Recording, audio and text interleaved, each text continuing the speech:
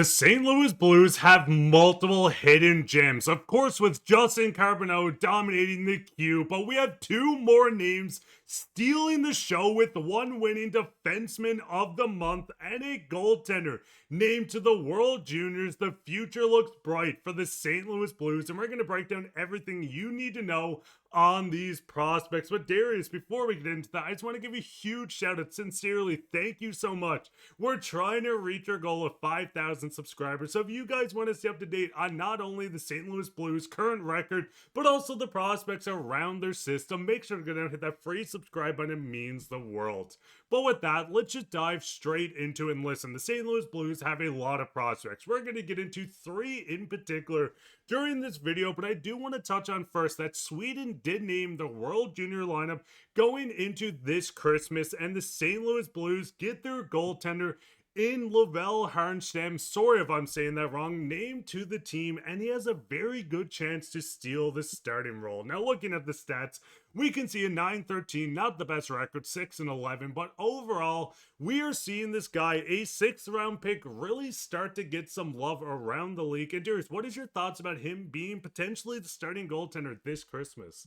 Yeah, a lot of these countries are starting to announce their preliminary rosters. So obviously there's going to be a bit of a training camp and a few guys are going to get cut. But Sweden has announced 3 goaltenders, which makes me think that all 3 guys are going to make the team because you usually carry one other guy just in case. So I think he's, safe to make the team, but I think he's trying to take that starter's role. And I think there's a really good opportunity for him to be the starter of this team. You can see his stats so far this year. I mean, he's been one of their best goaltending prospects, and we've been talking about him that, heading into the future, losing Colton Ellis in the immediate is harsh. That's tough, right? We know that at this point, especially with what the goaltending has been doing for the Blues this year. But this is a guy that in the future, I'm confident will be the guy for the Blues in this organization. But it's going to take a while, right? It's still going to take a couple of years. But I think this is a big step for him to kind of try and steal that starter's role. Maybe not steal it away, but just solidify himself as the starter for Team Sweden. I mean, he's been doing it, his whole career at this point. So really excited to see what he does in this year's World Juniors, because I would imagine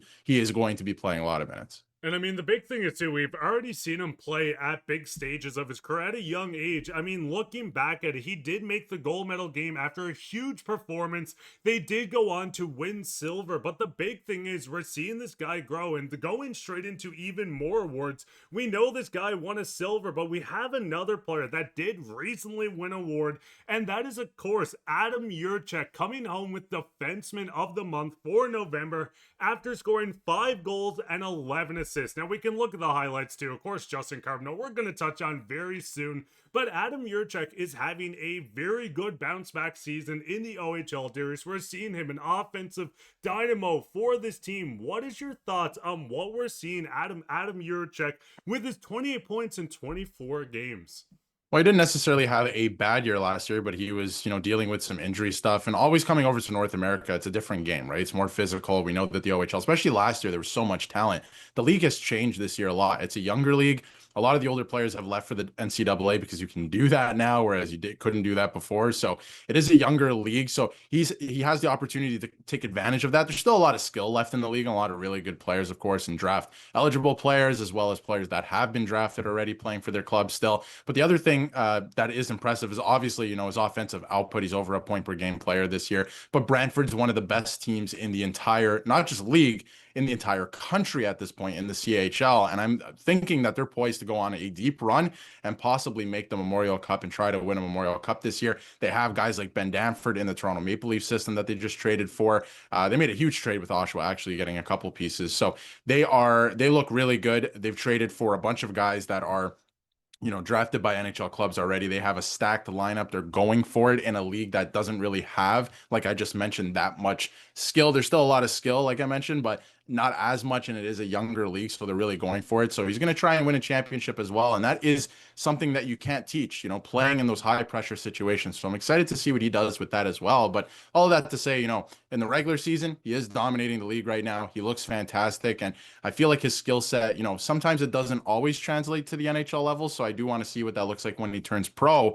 But it's never a bad thing when you're dominating junior, right? Like, we've seen so many good NHL players do that in their careers. So he's dominating right now. I want to see what he does in the playoffs, but he looks like he's going to be a great player. And I mean, the big thing is his family's known for David Jiricek of the Minnesota Wild. We're already seeing him show flashes of his brother Befens. What is your thoughts on these two prospects first? What is your thoughts with Harenstam going into the World Juniors? What is your thoughts with Jiricek? And of course, let's get into everyone's favorite prospect, and that is Justin Carbonneau. Last night scored 2 goals, one on the power play, one shorthanded. I want to run this clip for the 3rd time because this is insane. Stealing the puck, roofing it. What we're seeing from Justin Carbonneau, I don't want to say he's a steal because the first round talent, but falling this far, pick number 19, is just insane the value they got out of this guy. 23 goals, 32 points in 23 games. Darius, he's going to miss time because of the World Juniors. There is a 0% chance he doesn't make it, but what is your thoughts on just the progression, seeing all his games stick up,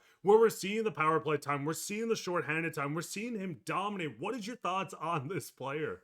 Yeah, he's unbelievable. And I will say that he is a steal. You know, when he was drafted 19th overall this past summer, a lot of insiders were like, how did this guy fall this far? That was kind of like the reaction. How did the Blues end up with Justin Carbonneau? So I do think it's a bit of a steal, but of course it is still the first round, right? But some of these videos from last night, the game last night, are unbelievable. He's ripping up this lead. Like, look at the combination. He's not the biggest guy either. He's 6'1", right? But the combination of speed, skill, and strength to break through there. He has the hands. We've seen that. But not just the hands, the shot, the one-timer he took on the power play. Like, that is an NHL level shot already. He blew it past everybody. The goaltender, I mean, there wasn't even really a screen. I know they were on the power play.